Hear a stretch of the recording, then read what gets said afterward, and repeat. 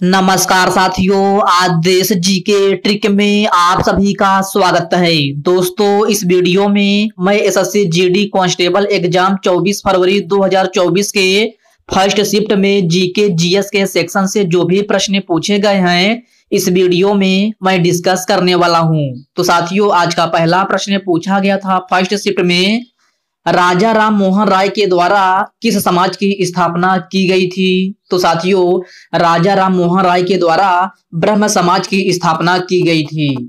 Next question है, राष्ट्रीय खेल 2023 में सर्वाधिक स्वर्ण पदक किस राज्य ने जीता है? तो साथियों, राष्ट्रीय खेल 2023 में सर्वाधिक स्वर्ण पदक जो है महाराष्ट्र राज्य ने जीता है। ओके फ्रेंड्स, नेक्स्ट क्वेश्चन है, धम्म नीति किस राजा से संबंधित है? तो साथियों, आपसे पूछा गया था कि धम्म नीति किस राजा से संबंधित है? तो साथियों, यह अशोक से संबंधित है। कार्यपालिका और न्यायपालिका का पृथक्करण भारतीय संविधान के किस अनुच्छेद में है? तो साथियों, यह भी प्रश्न जो है आज के फर्स्ट शिफ्ट में पूछा गया प्रश्न है कि कार्यपालिका और न्यायपालिका का पृथक्करण भारतीय संविधान के किस अनुच्छेद में है? तो यह आपका अनुच्छेद 50 में है। किसमें? अनुच्छेद 50 में। अगला प्रश्न है ये, 31 अक्टूबर को कौन सा दिवस मनाया जाता है? तो मेरे प्यारे साथियों, 31 अक्टूबर को जो है राष्ट्रीय एकता दिवस मनाया जाता है। क्या? राष्ट्रीय एकता दिवस। 8वीं पंचवर्षीय योजना के तहत भारत विश्व व्यापार संगठन का हिस्सा कब बना? तो साथियों, यह भी प्रश्न जो है आज के फर्स्ट शिफ्ट में पूछा गया प्रश्न है ये कि 8वीं पंचवर्षीय योजना के तहत भारत विश्व व्यापार संगठन का हिस्सा कब बना था? तो यह जो है 1 जनवरी 1995 ईस्वी में जो है विश्व व्यापार संगठन का हिस्सा बना था। कब? 1 जनवरी 1995 में। ओके फ्रेंड्स, इसको आप अच्छे से जरूर याद रखिएगा। अगला प्रश्न है ये, जिस पदार्थ की तीनों अवस्थाएं एक साथ उपस्थित हो उस अवस्था को क्या कहते हैं? तो साथियों, यह प्रश्न जो है स्टूडेंट के द्वारा बताया गया प्रश्न है, लेकिन क्वेश्चन का लैंग्वेज क्लियर नहीं हो पाया था कि यही क्वेश्चन पूछा गया था या फिर कोई अदर क्वेश्चन पूछा गया था। तो साथियों, 24 फरवरी का फर्स्ट शिफ्ट का जो भी साथी एग्जाम दे कर आए हैं तो आप लोग कमेंट बॉक्स में कमेंट करके बताइएगा कि जो है पदार्थ की अवस्थाओं से संबंधित जो है कौन सा प्रश्न पूछा गया था। सभी साथी जो है एग्जाम देकर आए हैं कमेंट बॉक्स में कमेंट करके जरूर बताइएगा। 77वां स्वतंत्रता दिवस किस वर्ष मनाया गया था? तो मेरे प्यारे साथियों, 77वां स्वतंत्रता दिवस जो है 2023 में मनाया गया था। कब? 2023 में। यह भी प्रश्न जो है आज के फर्स्ट शिफ्ट में पूछा गया प्रश्न है। अगला प्रश्न है ये, राज्य के नीति निर्देशक तत्व का सिद्धांत भारतीय संविधान के किस भाग में है? तो साथियों, यह भी प्रश्न स्टूडेंट के द्वारा बताया गया प्रश्न है। क्या भी प्रश्न जो है आज के फर्स्ट शिफ्ट में पूछा गया प्रश्न है। साथियों, अगर यह प्रश्न पूछा गया होगा, यह प्रश्न जो है आपका रिपीटेड क्वेश्चन है। यह प्रश्न जो है पिछले शिफ्ट में भी यह प्रश्न पूछा जा चुका है। अगर साथियों पूछा गया होगा तो इसका सही आंसर जो है भाग 4 हो जाएगा। जनगणना 2011 के अनुसार पुरुष साक्षरता दर कितनी है? तो साथियों, आपसे पूछा गया था कि जनगणना 2011 के अनुसार पुरुष साक्षरता दर कितनी है? तो यह आपका 82.14% है। कितना? 82.14% है। नेक्स्ट क्वेश्चन है ये, हरित क्रांति का जनक किसे माना जाता है? तो साथियों, यह भी आपका रिपीटेड क्वेश्चन है। यह भी प्रश्न आपके पिछले शिफ्ट में प्रश्न पूछा जा चुका है। यह प्रश्न फिर से पूछा गया है कि हरित क्रांति का जनक किसे माना जाता है? तो साथियों, यह क्वेश्चन पूर्ण रूप से जो है क्लियर नहीं हो पाया है कि विश्व स्तर पर पूछा था या भारत का। तो साथियों, अगर हरित क्रांति का जनक पूछा गया होगा भारत पर तो यह आपका सही आंसर MS स्वामीनाथन हो जाएगा। अगर विश्व स्तर पर पूछा गया होगा कि हरित क्रांति का जनक विश्व स्तर पर किसे माना जाता है तो यह आपका नॉर्मन बोरलॉग को माना जाता है। अब आप लोग जो है अपने ऑप्शंस के अकॉर्डिंग इसको देख लीजिएगा कि आपसे जो है प्रश्न क्या पूछा गया था, MS स्वामीनाथन पर पूछा गया था या फिर नॉर्मन बोरलॉग पर पूछा गया था। राज्य के नीति निर्देशक तत्वों का उद्देश्य क्या है? तो साथियों, यह भी प्रश्न आज के फर्स्ट शिफ्ट में पूछा गया प्रश्न है कि राज्य के नीति निर्देशक तत्वों का उद्देश्य क्या है, तो इसका उद्देश्य जो है सामाजिक और आर्थिक विकास है। क्या? सामाजिक और आर्थिक विकास है। ओके फ्रेंड्स, नेक्स्ट क्वेश्चन है ये। साथियों अगला प्रश्न जो है तानशाह का विलोम शब्द क्या होता है, तो यह भी प्रश्न आज के फर्स्ट शिफ्ट में पूछा गया प्रश्न है हिंदी के पोर्शन से कि तानशाह का विलोम शब्द क्या होता है। तो तानशाह का विलोम जो है अनुयायी और कमजोर, ये दो शब्द जो है आपका तानशाह का विलोम शब्द है। अब डिपेंड करता है कि आपके ऑप्शन में क्या दिया गया था, क्योंकि आपको अपना आंसर जो है आपके अपने ऑप्शन के अकॉर्डिंग ही करना है। अगला प्रश्न पूछा गया था अहंकार का पर्यायवाची शब्द क्या होता है, तो मेरे प्यारे साथियों अहंकार का पर्यायवाची शब्द जो है घमंड, दर्प, मान और दंभ, ये सभी शब्द जो है आपका अहंकार का पर्यायवाची शब्द हैं।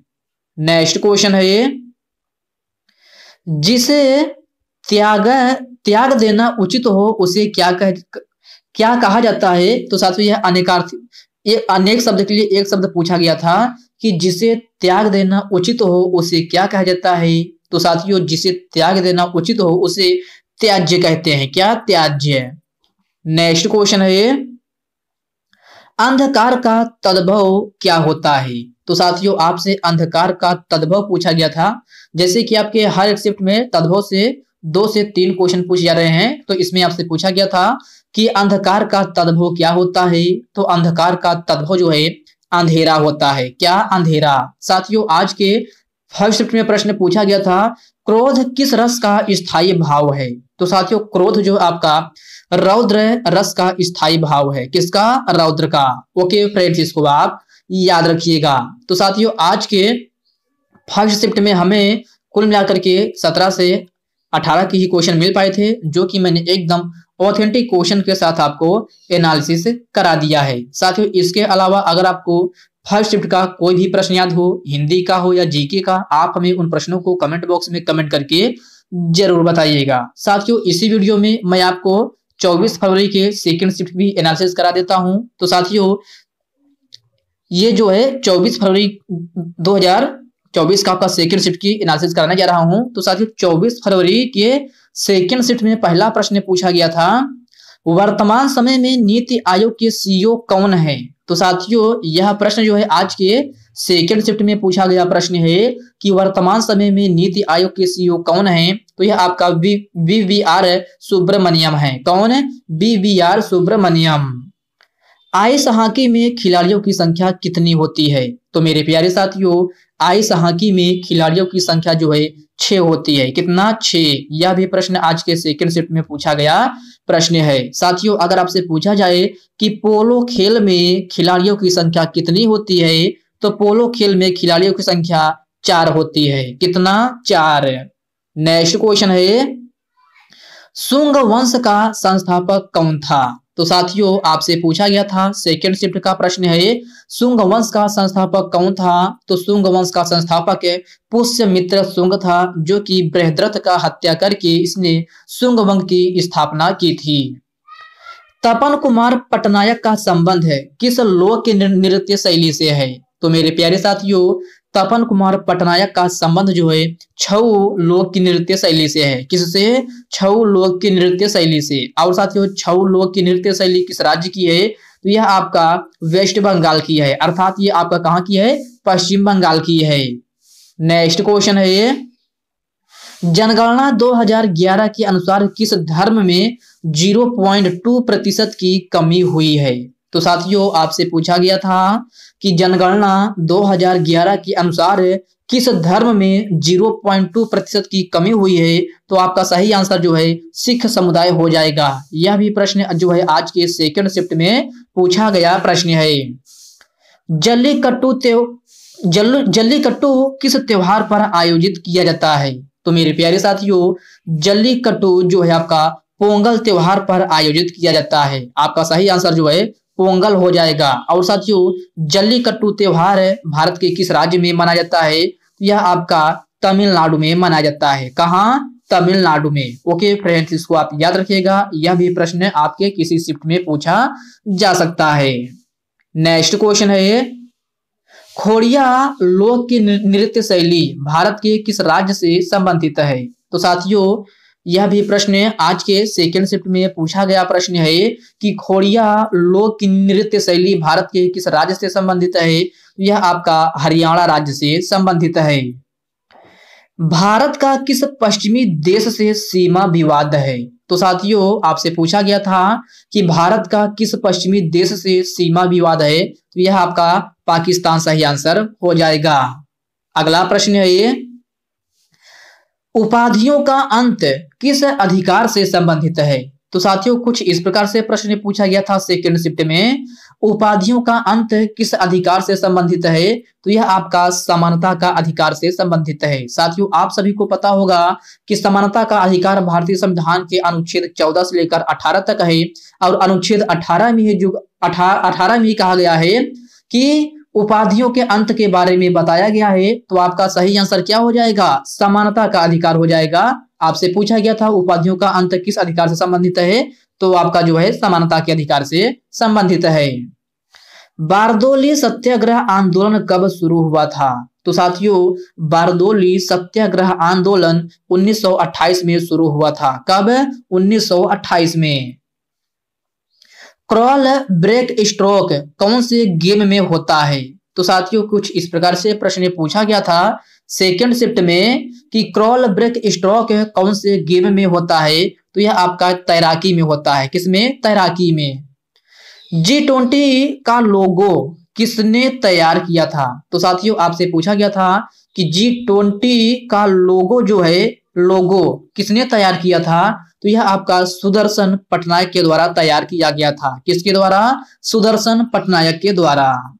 नेक्स्ट क्वेश्चन है, भारतीय संविधान का अनुच्छेद 51 के एक खंड जी किससे संबंधित है? साथियों आपसे अनुच्छेद 51A नहीं पूछा गया था, आपसे पूछा गया था भारतीय संविधान का अनुच्छेद 51 के एक खंड जी किससे संबंधित है? यह आपका अंतरराष्ट्रीय और शांति सुरक्षा का बढ़ावा देने से संबंधित है। साथियों इस क्वेश्चन में जो है कुछ स्टूडेंट बोले हैं कि अनुच्छेद 51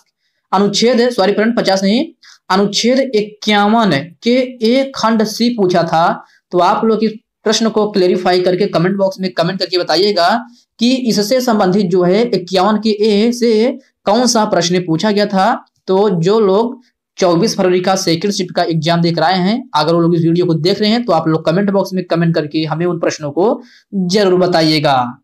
नेक्स्ट क्वेश्चन है साथियों, अगला प्रश्न जो है जन धन योजना से संबंधित कोई प्रश्न पूछा गया था, लेकिन क्वेश्चन का लैंग्वेज क्लियर नहीं हो पाया था, तो स्टूडेंट जो है क्वेश्चन को नहीं बता पाए हैं। तो आप लोग जो है ये प्रश्न जो है सेकंड शिफ्ट का प्रश्न है, तो जो लोग सेकंड शिफ्ट का एग्जाम देख रहे हैं आप लोग बताइएगा कि जन धन योजना से संबंधित जो है कौन सा प्रश्न पूछा गया था। साथियों अगला प्रश्न हिंदी में पूछा गया था, देश का विलोम शब्द क्या होता है? तो साथियों देश का विलोम शब्द क्या होता है? देश विदेश। नेक्स्ट क्वेश्चन है, हानि का पर्यायवाची शब्द क्या होता है?